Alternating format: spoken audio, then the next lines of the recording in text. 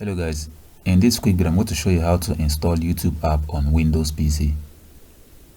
There is no available YouTube app on Windows PC, but what you can do is to use Chrome and install the web app version. What you have to do is to visit youtube.com with your Chrome browser. After the address bar, you're going to see the desktop icon. Click on it, and you're going to have an option to install YouTube app. Now click on install.